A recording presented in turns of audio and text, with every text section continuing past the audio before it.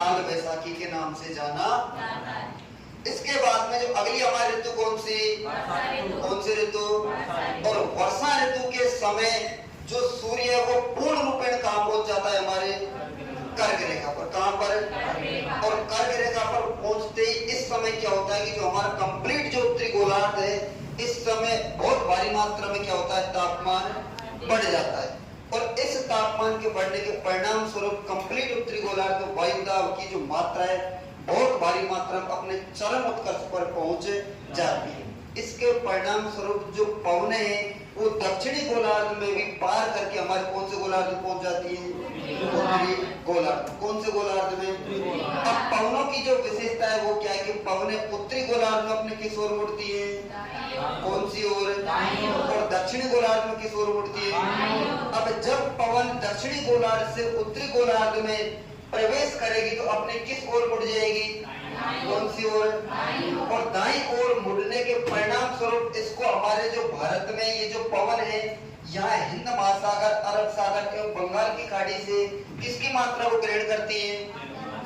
किसकी मात्रा को? जल की मात्रा को ग्रहण करने के परिणाम स्वरूप हमारे कहाँ प्रवेश करती है? भारत में प्रवेश करती है।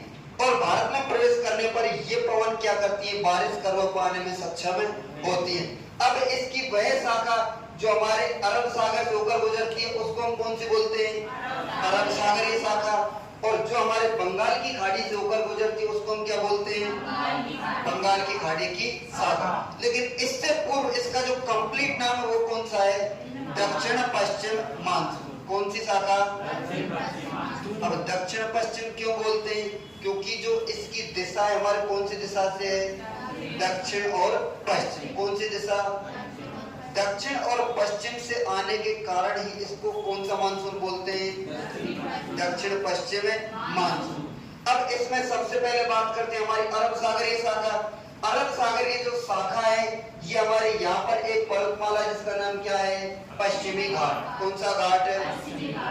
पश्चिमी घाट से टकराने के कारण ये हमारे जो दक्षिणी भारत है यहाँ प्रवेश नहीं कर पाती। इसलिए दक्षिणी भारत का जो अधिकांश क्षेत्र है वो किसके रूप में रह जाता है? वृष्टि छाया के रूप में। किसके रूप में? इसके बाद में यदि ये उत्तर की तरफ बढ़ती है तो हमारे राजस्थान में कौन सी पर्वतमाला आती है?